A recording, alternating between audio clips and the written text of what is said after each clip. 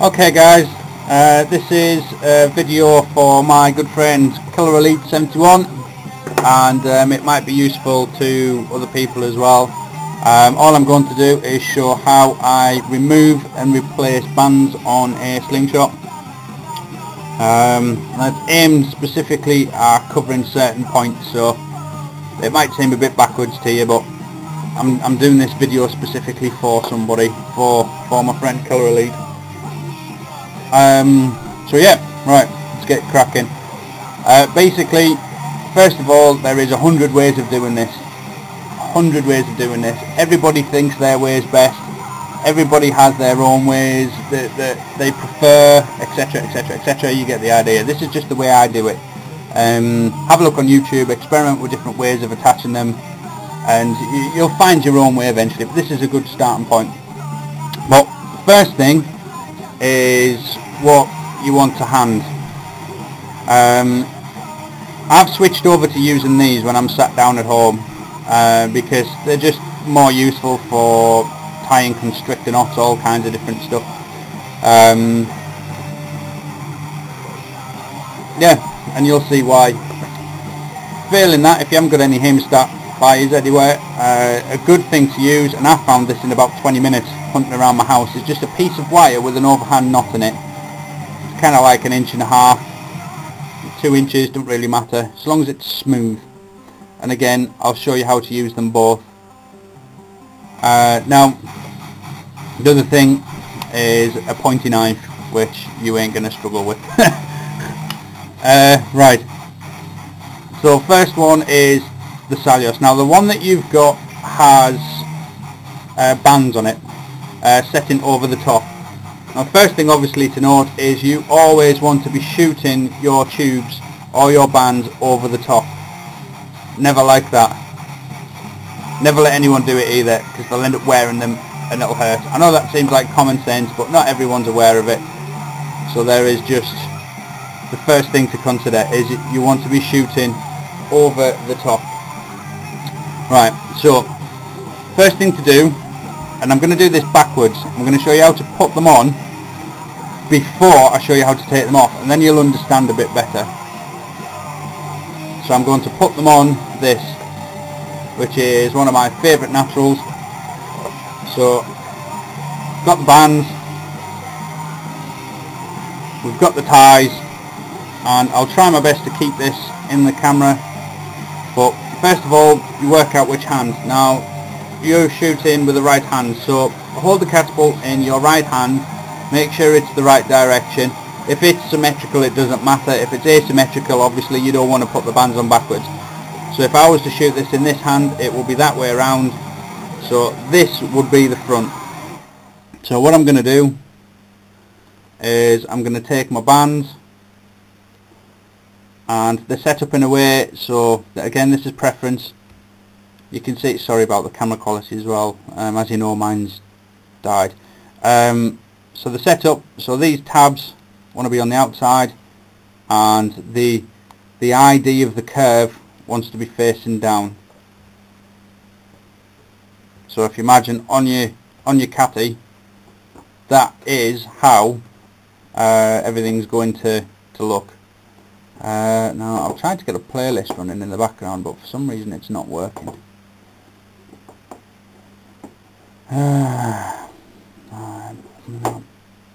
No wonder. No pen in the backside. Let's have a look. See what's next. My computer's running mega slow at the minute.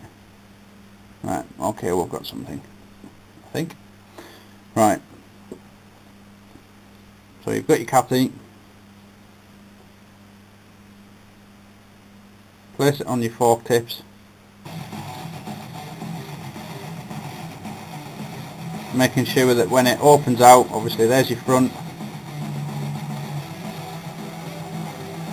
Yeah. And then again, like I say, this is just how I do it. Take your bit of elastic, which you'll have saved and removed, which again we'll get to in a minute, and hold it on there. Wrap it round, and then it will hold itself. Now what I do there is make sure everything's aligned up right, making sure it's central, making sure it's sitting on the fork tip properly, and then all I'll do is just keep wrapping, keeping it nice and neat, making sure it's in the grooves. This will be really daunting the first 10-15 times you do it, and then after a while it will become easy, I promise. Right, so once you've got, there's no set rule to how many times you wrap it either.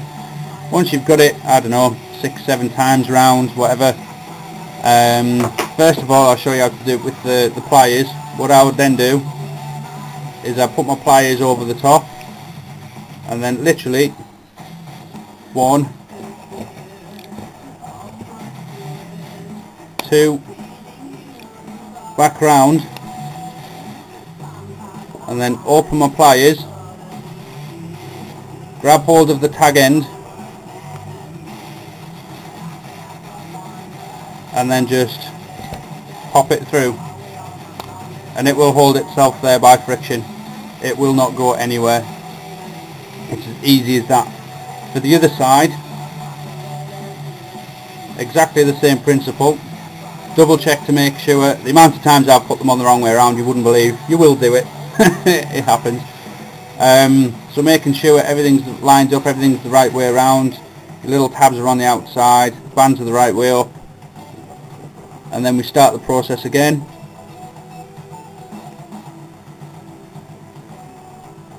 Apologise in advance if Milo pulls everything off the table.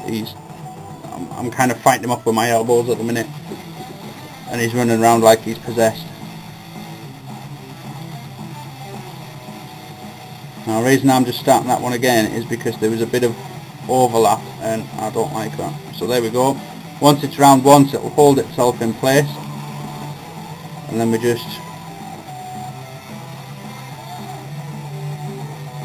keep going. So 1, 2, 3, 4, 5, that'll do. Right, now if you don't have the hemostat pliers, the way I would do it is, like I say, a bit of wire with a loop. Put your loop on. 1. Oh, we're a bit short, so all I'll do is I'll just carefully back off one loop,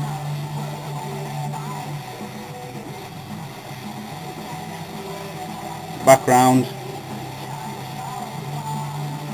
As long as it goes round twice, doesn't really matter too much. And then all you do is just, you want that tag end to go through your loop, and then I'll just lick it just so it slides, holding that tight, pull your loop through, pop, there you go. If you've got a long tag end, chop the bulk of it off, and then just wet that little bit there just so it slides. That's it, done. There you go. Set up, right hand, over the top, everything's all set up, everything's nice and even. If you find that one side's longer than the other, then just readjust your length there. Right, now the thing that you've got to do is remove this.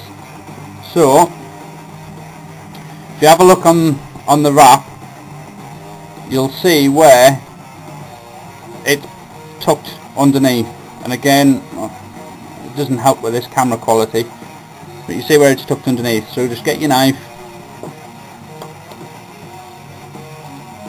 as close as you can to the edge without damaging any of the elastic underneath.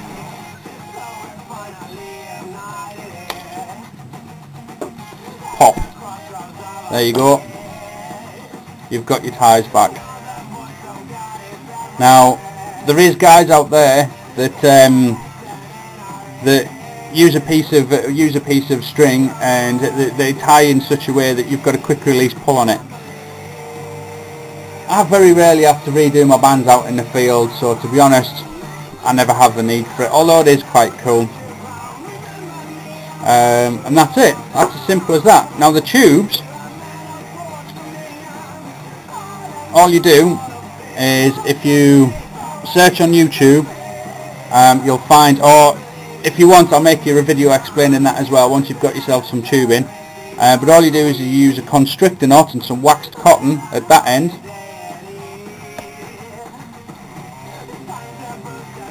and then you've got your loop of tube.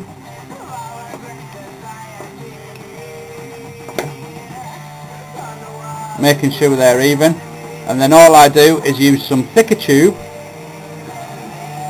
or leather. I've even used leather, and that just acts as a protector, and then you wrap them in exactly the same way, exactly the same. It just requires a little bit more lining up and a little bit more attention on making sure that you get the tubes even, but you essentially end up with the same thing. Like I say, let me know and I'll make you a video specifically just on the tubes. And the reason why I use tubes over bands is simply because I tend to go out, and the woods where I mess around with the cats with the most quite often have people in them unless it's raining. If it's raining, nobody ever goes in. If you shoot in the rain, I find if this gets wet, it pulls out. Tubes don't. Tubes also for me, because I shoot more for power and I really push the bands, really push the tubes as far as I can. They last longer, to be honest. For a heavier draw weight, they last longer. That's why I use them. But yeah, give me a shout and I'll send you an email where the best places to get them from, best places to get your supplies from in the States, best places to get your ammo from. Just let me know what you want, and obviously I'll point you in the right direction. It doesn't make any sense me sending you the stuff for the simple fact that I'd have to buy it from there anyway, only to send it back to you.